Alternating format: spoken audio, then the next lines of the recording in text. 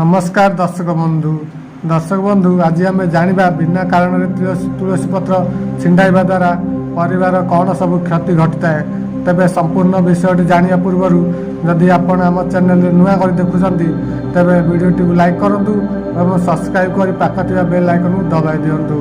दर्शक बंधु हिंदू धर्म में तुलसी बहुत पवित्र बोली मान्यता रही प्राय समस्त घरे अगणार तुलसी चौरा रही है। लोक मैंने चौरा को तीर्थ स्थान भली पूजा करते समस्त धार्मिक अनुष्ठान में तुलसी प्रयोग शुभ बोली मानती। तेबे पुराण शास्त्र में तुलसी को छिंडाइबा को नहीं नियम रही जदि तुलसी पत्र छिंडाइबा बेले यही नियम न मानिबे तेबे आपणक ऊपर खराब प्रभाव पड़ो। तेणु भूल भी करंतु नहीं यही काम। एकादशी दिन छिंडातु नहीं तुलसी पत्र। एकादशी दिन रविवार दिन चंद्रग्रहण बेले एवं सूर्यग्रहण बेले एवं राति तुलसी पत्र छिंडाइबा मना। यही समय तुलसी पत्र छिंडाइले पूजा फल मिले नहीं एवं घरे दुर्भाग्य घटे। यहीपरि रविवार दिन तुलसी चौरारे जल अर्पण करने उचित नुहे। नखरे भी छिंडातु नहीं तुलसी पत्र। अंधार तुलसी चौरा रखतु नहीं, खुला स्थान में लगातु। संध्या होगा पर यह मूल दीपावली जालतु। तेबे तुलसी पत्र छिंडाइबा पूर्व हाथ जोड़ी अनुमति नियंतु। नखरे छिंडातु नहीं। बिना कारण तुलसी पत्र को छिंडातु नहीं। स्नान न करी तुलसी गछ को भी छुअंतु नहीं। तेबे तुलसी पत्र चोबाइबा खाइबा उचित नुहे।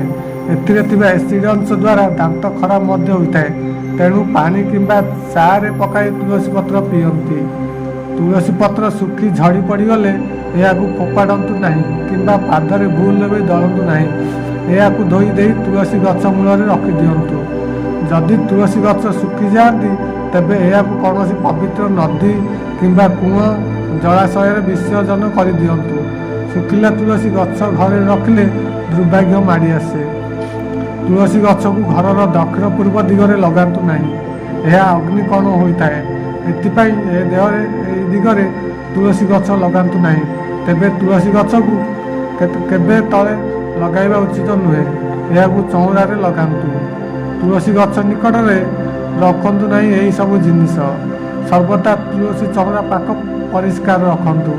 यार चारिपटे कौन अलिया आवर्जना रखा उचित नुहे। कौन कंटा जातीय गछ तुलसी गछ निकट रखा द्वारा परिवार असुविधा होता है। दर्शक बंधु जदि आपण आमर ये वीडियो पसंद आए तेज चैनल को सब्सक्राइब करदे।